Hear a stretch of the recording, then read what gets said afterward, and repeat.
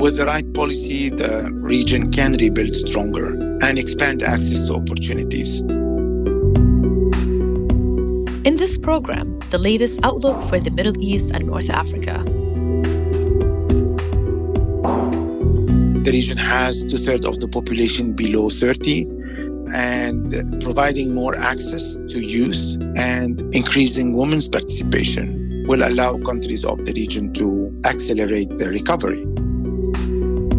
I am Jihad Azour, a director for the Middle East and Central Asia Caucasus Department at the International Monetary Fund. Welcome to this podcast produced by the IMF. I'm Angham Al-Shami. The Middle East and North Africa responded to the COVID-19 pandemic with swift and stringent measures to mitigate its spread and impact, but continue to face an uncertain and difficult environment. The latest outlook for the region says that while containing the health crisis is still the priority, governments must also begin to lay the groundwork for an inclusive economic recovery that will allow countries to emerge stronger. Jihad Azour heads the department that publishes the regional outlook. Jihad, how have things played out in recent months? How does this outlook compare with last April's outlook? Compared to April 2020 Rio, the outlook in the region has somewhat deteriorated. Lockdowns, in addition to the drop in oil price, has led to economic slowdown, and most of the countries will this year experience a negative growth. Among the oil exporters, the recession is now projected to be deeper and the recovery to be slower in 2021, reflecting what I would call a double-whammy shock on those countries. Growth is now projected at minus 6.6% in 2020 and expected to rebound to 3.4% in 2021. The markdowns affect both oil and non-oil GDP, reflecting the broad-based impact of the crisis. While MENA oil importers' projections are broadly unchanged from April at minus 1.2%, as this group has suffered from sluggish growth in trade and tourism, in addition to a decline in remittances from those who are working remotely. So, what are the worst hit sectors of the economy? Of course, the worst hit sectors were those who were directly affected by the crisis. The drop in oil price and decline in demand have led to a rapid deterioration in oil-related sectors. In addition to that, sectors that are connected to global trade or global economic activities were affected. For example, tourism. Several countries have a tourism sector, hospitalities and entertainment that are important in their economy, and not only in terms of GDP, but also in terms of employment. And some of those sectors were affected by both the decline in oil as well as also the decline in some of the sector activities. How are countries mitigating the impact of the pandemic, both on the health and economic front? Well, countries in the region responded swiftly and resolutely to the pandemic. They have imposed strict containment measures, and they have bolstered their health and emergency response. Some countries have introduced, I would say, measures to restrict foreign and including countrywide travel, closing businesses and schools. But I would say, by and large, countries were able to manage with success the phases of lockdowns. Some have introduced also new technology services in order to strengthen the measures related to combating the COVID-19. In addition to health and protecting lives, countries also introduced a certain number of measures, both on the fiscal, on the monetary and the financial sector side, in order to protect livelihoods by providing social support ranging from cash transfers to the most affected activities, in addition to the provision of liquidity that banks provided with the support of the central banks. In certain countries, also the central bank resorted to a reduction in interest rates.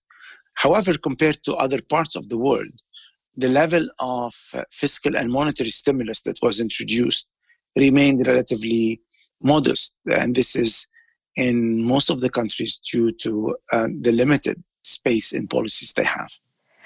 We're hearing more of news about a potential second wave in some countries.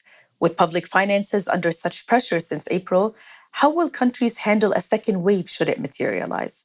The second wave is still a risk for many of those countries.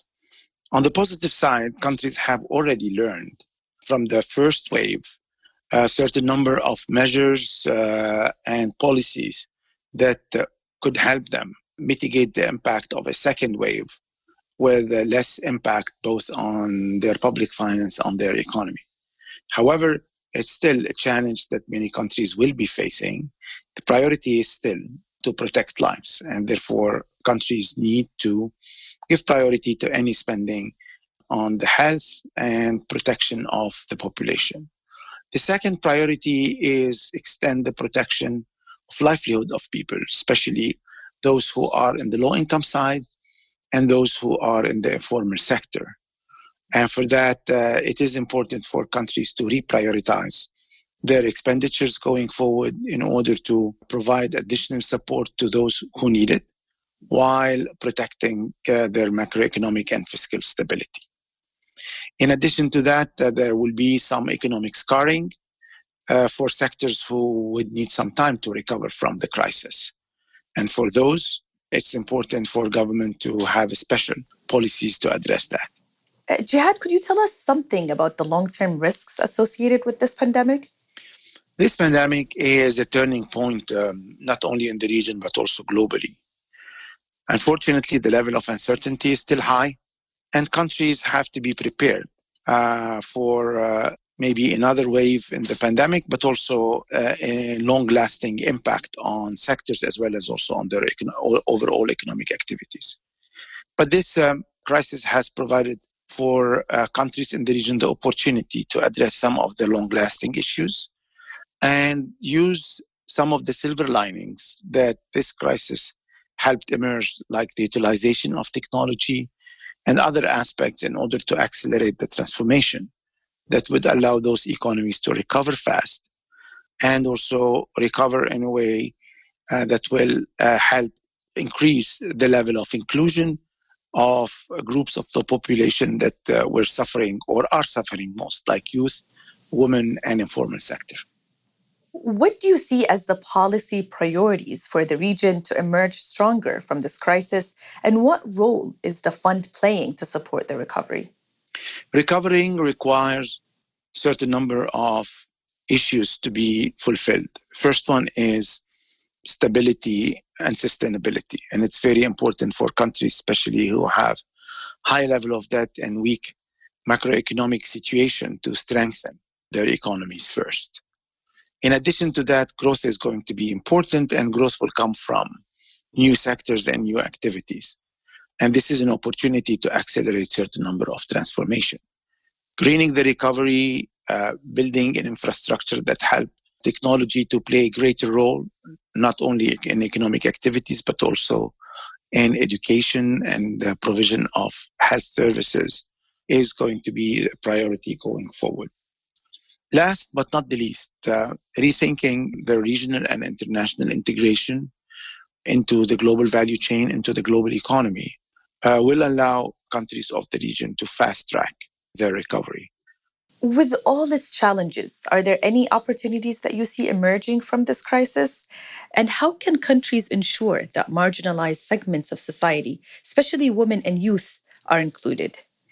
Well, of course, the priority now is to turn those challenges into opportunities, and allowing youth that constitute 2/3 of the population and women with relatively limited contribution to economic activities to get more access to opportunities, more access to market, will allow countries of the region to accelerate their recovery.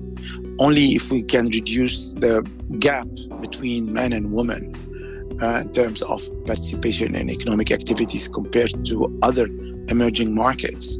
In 10 years, we could create more than $1 trillion of additional economic output. And those are game changers for the future of the region. Thank you very much, Jihad. Thank you, Angam, for having me.